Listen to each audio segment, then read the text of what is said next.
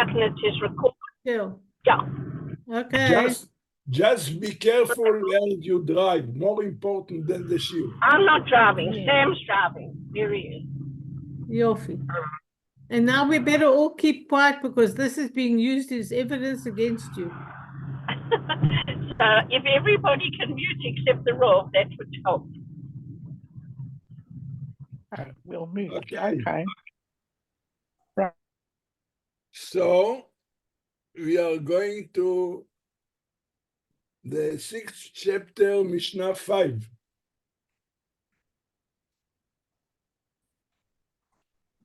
משנה 5 עם פרקי אבות. אל תבקש גדולה לעצמך, ואל תחמוד כבוד. Don't seek greatness for yourself, and do not long for honor.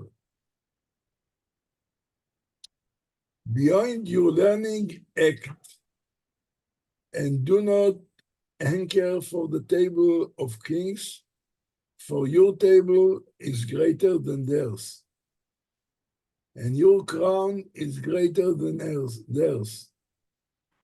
And trustworthy is your employer, with a capital E, means Hashem, that He, with capital H, will pay you the reward for your work. So we must see this Mishnah as kind of a continuation of the Mishnah of last week, which was talking about how a person must be satisfied with the mere basis of the needs. פת במלח תאכל, מים במשורה תשתה. Enough, you just have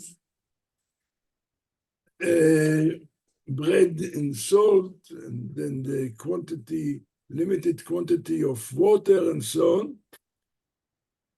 Now that the person, this I understand from the commentaries, if a person thinks to himself, okay, I am so humble, and I'm get used to just have the minimum that you need. At least people should appreciate it and honor me for that. I'm such a, what do I say? I'm giving up. So people should appreciate it and give me honor. So the Mishnah said, אל תבקש גדולה לעצמך ואל תחמוד כבוד. You will be contradicting if you try to do things, you act as like a big righteous person, but in mind, you actually do it because I hope I'll get honor, it will be appreciated. Comes the Mishnah and says, don't seek greatness for yourself. And don't run or seek honor. Doesn't mean to say you won't get the honor.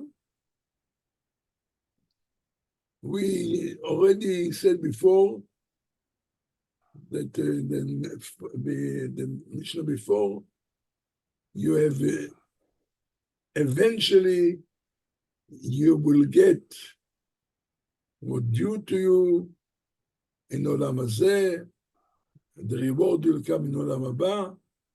This will come by itself to you, not when you try to chase after it.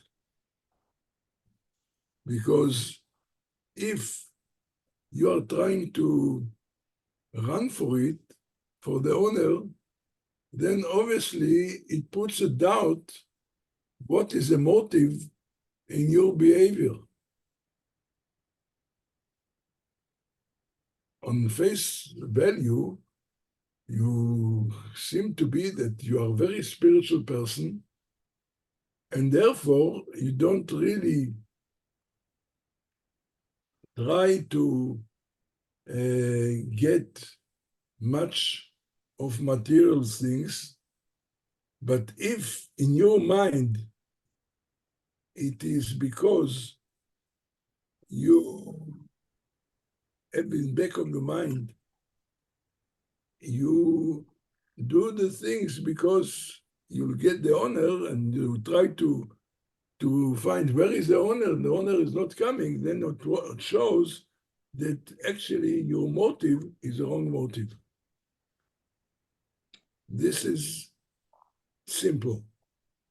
But there is an interesting comment which puts an emphasis: don't seek greatness for yourself. The emphasis yourself. Doesn't say, okay, I'm not looking for honor, but also somebody else doesn't need it. I don't have, therefore, to honor anybody else. No, the Mishnah says, talking to you, you should not seek greatness and honor, but you should give the respect and the honor to other people. So the emphasis is atzmecha. You, or you said, don't long for honor. But this does not mean to say that you have to treat somebody else also without honor. Then the Mishnah continues to say, יותר מלימודך עשה, beyond your learning act.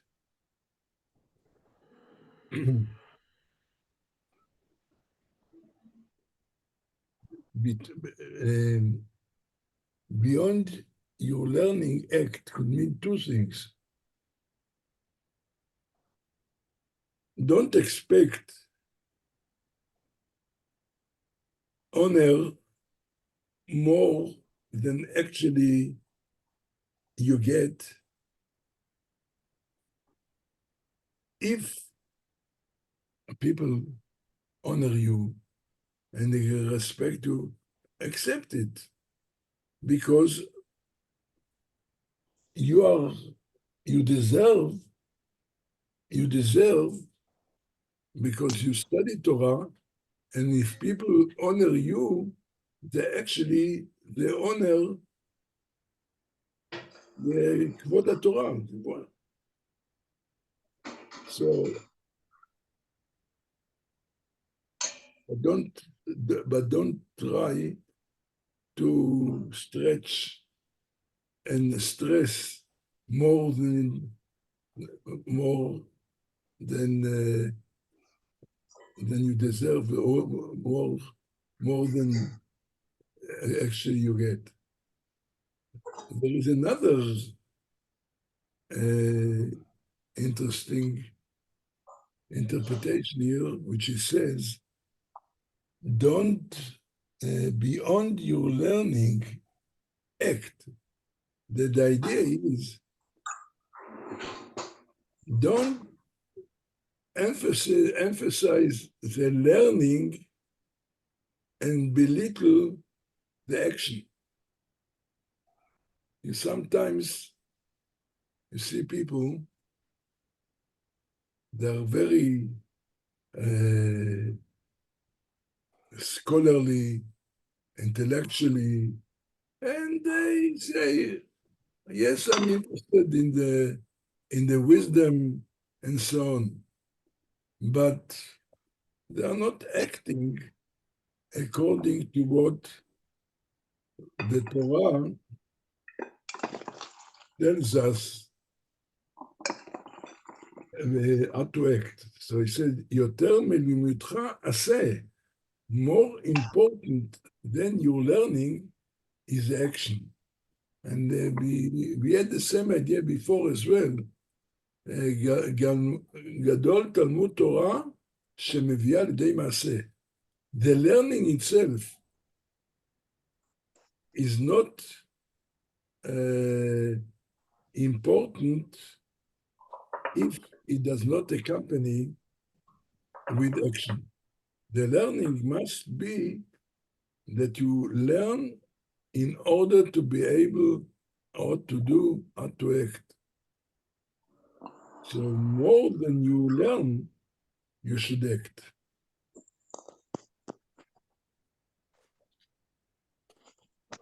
Then the continuation. אל תתאווה לשולחן של מלכים. Don't anchor for the table of kings. In other words, it's still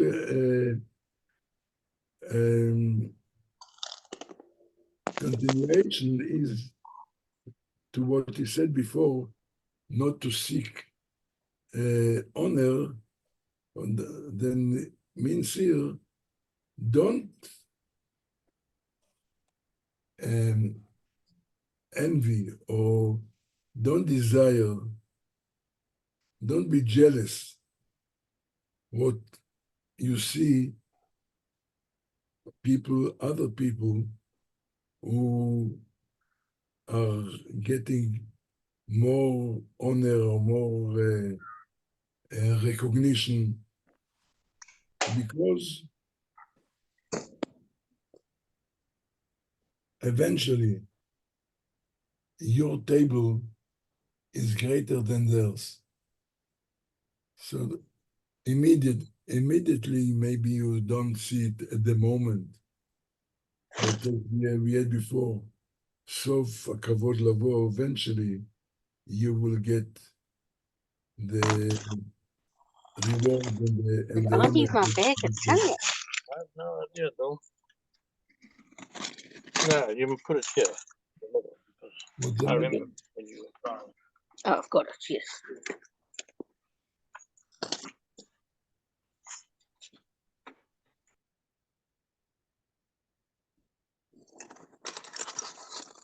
And it continues on the same line.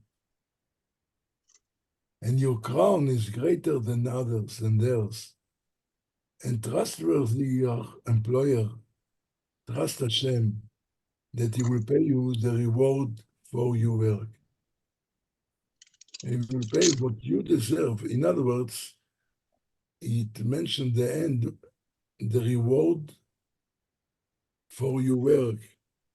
That even if you are not going to achieve the crown as you maybe desire or think that due to you, trust Hashem that He is not going to underpay you, so to speak. יש שכר לפעולתך. Hashem will reward you for your work. He will pay you for your work. Trust Him.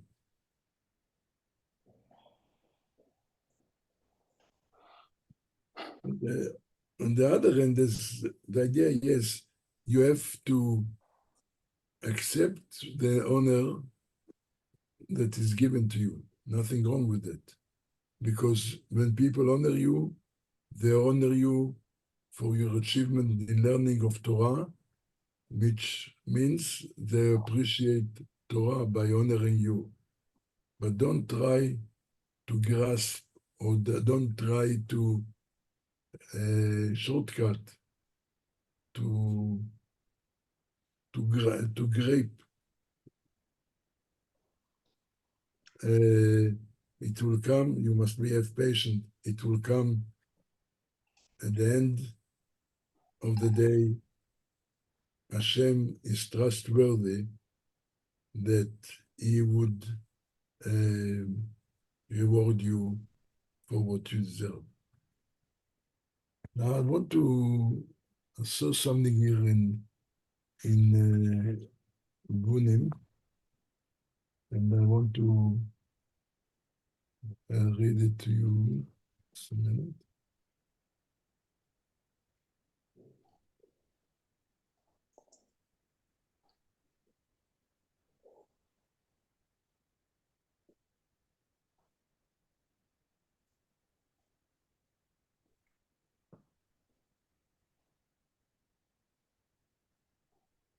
Then on one end, doesn't mean to say we under appreciate or minimize. We don't scorn kings. Our rabbi said when you see a king, there is a broche. You say, blessed be the one who has bestowed some of his glory on his human being. So we appreciate what kings and authority are doing. For, obviously, I'm talking about kings that we have for the sake of the citizens, for the people, not just for themselves. Because if it says, if not for authority, one man would swallow another alive. So you need to have authority, you need to have a king, you need to have something to see that things are in order.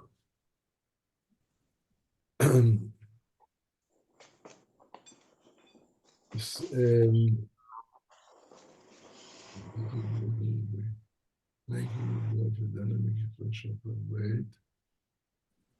Can you doubt that where is it? He said like this. Actually, the true student of Torah earns his reward on 3 levels. 1, in some circles and communities, this kind of learning is yet honored, and there is a certain to earn recognition eventually. 2, Torah study subtly transmutes vision and character, while yet outwardly continues the same kind of life day after day. The devoted scholar yet reaches a point where his way of being is transformed from within. 3, finally, there is the timeless reward for Torah and its word granted in the afterlife. So obviously, we're talking about we should have to appreciate that what Torah is actually doing to us when we are engrossed in Torah learning. Unfortunately, impatience seizes some, and they lose all hope of gaining in any of the 3 levels to benefit. They may find it a long and difficult process to achieve the first level, even longer to attain the second, and the third cannot even hear to think about. Instead, they seek a shortcut, which I mentioned before, a shortcut to the table of kings, making themselves marketable Torah personalities with which they can hope for large immediate gains. Keeping their eyes on whatever seems the main chance, they head with concentration toward power and wealth. And one day they find it is an empty, hollow crown of Torah they wear, worthless in the sight of Hashem. The main quality that will keep a Torah scholar clear of such course is unfaltering patience. And the last part of our text, excuse me, trustworthy is your employer that he will pay you the reward for your work. Keep this well in mind, and like a pole star, it will guide you.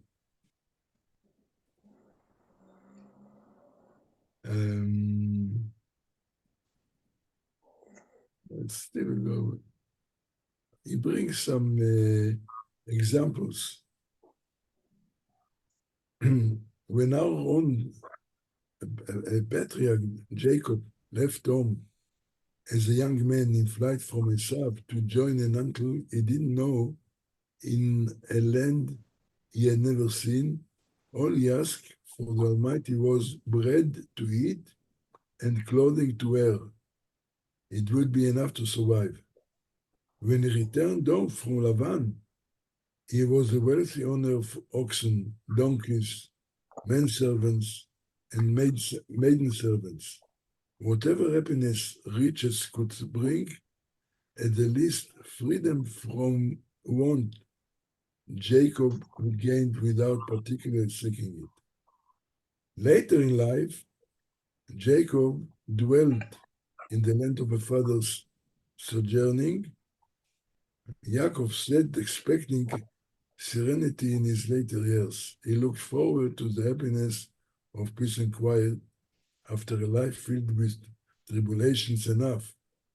And then came the disappointment of his beloved son, Joseph, sold into slavery by his other sons, and he knew greater grief than ever before. When Yaakov asked for bread, he attained riches.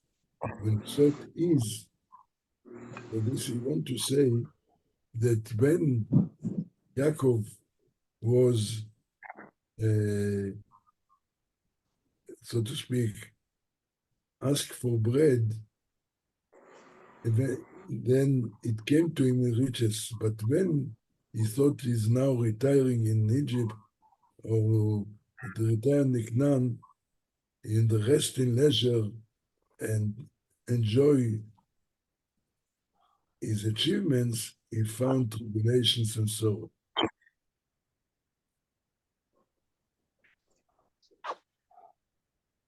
If you are fortunate enough to study Torah, don't seek the happiness of a royal table, daily set for a banquet, or a regal crown of honor and might. With or without Torah, such goals are highly uncertain. If you gain them, they may prove disastrously hollow.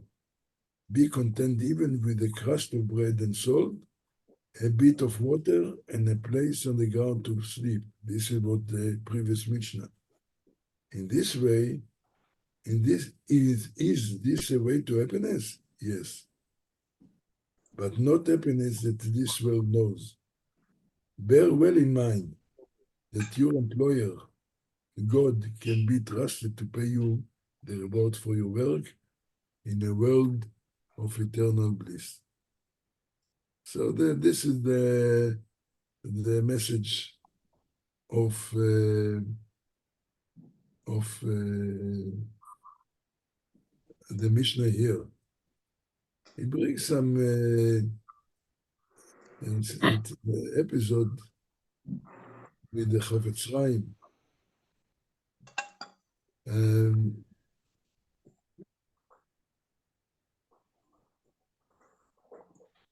Said the Chafetz Chaim wrote a number of volumes to instruct his people in his way of devotion. Wanting to publish some, discovered that in his country no one could issue a book without the formal approval of an official censor. The censor for Hebrew books was a man named Steinberg.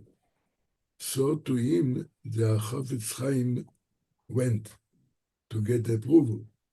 This Steinberg had studied Torah in his youth and was quite learned, but to achieve his position, he had to cast off every trace of his ancestral religion and learn today to government superiors. When the Chofetz Chaim entered his office, Stender looked up in surprise. Israel Meir, he cried, do you remember me? We started studying Torah together in that little schoolroom in the back of the town. Well, now he continues smugly, look at you and look at me. I'm quite rich. I have a position of importance, a magnificent home, livered servants, and you, with all your Torah, what have you? You're poor. Your overcoat, your overcoat is warm, and you must come to ask me ever too politely to let you publish your books? Where is your wisdom? Learn from me, live the way I do. Okay, this is what the Steinberg tells the Chofetz Chaim. Now, interesting what the Chofetz Chaim answered. For a moment, the Chofetz Chaim was silent. Then gently he said, as I was walking to your office, a man drew alongside in a handsome coach, drawn by magnificent horses, and he offered me a seat beside him. Perhaps I should have accepted eagerly, but I rather asked him where he was going. He and I were headed in quite different directions, and I declined his offer. But then you and I are also going in different directions, and I must equally decline with thanks your offer to take me along. You see, I am headed toward a different destination, and I intend to get there. Interesting story with the Chofetz Chaim, I thought. Okay, so for today, we finish the message, importance of Torah, the importance of not to run a secret. Honor if due, it will come. The reward will come. Not to have a shortcut to grab and just to try and enrich our life with spiritual things. Obviously, we have to live, but we have to know where is the emphasis. So with that, I'm wishing you all a nice rest of the week. And if we don't talk before Shabbos. Thank you, Rav. Thank you. Thank you, Rabbi. And we want to wish Thanks very much. Felicia and Ellen, they became great parents. They joined this club. Mazel Thank tov, you. mazel tov. Very much. Oh, Mazel tov. Wonderful All news. of you. And an hour. Thank you, Rabbi. Thank you very much. Have a wonderful week. Take care. Thank you, Rabbi. Thank you. Thank you. Thank you. Okay. Thank you, Have a everybody. good night. I think that you can hear my voice is better. Much Thank better. God. Yeah, very good. Baruch Hashem. Baruch Hashem. All good. Okay. All good. Thanks, Harav. Be Thank healthy. you. Thanks. Thank you. Night, Have a Tom. good night. Thank you. Thanks. Good night. Bye. Bye-bye.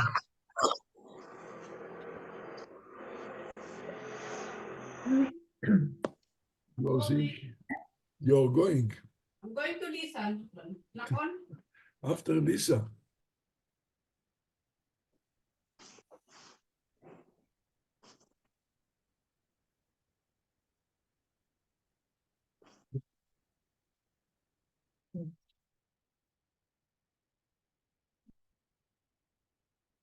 Hi. What must I do now?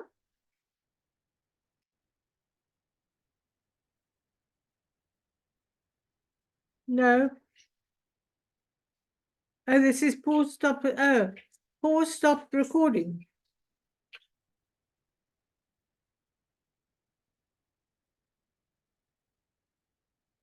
Yeah. Yeah. Must go off. Press end. End meeting for all.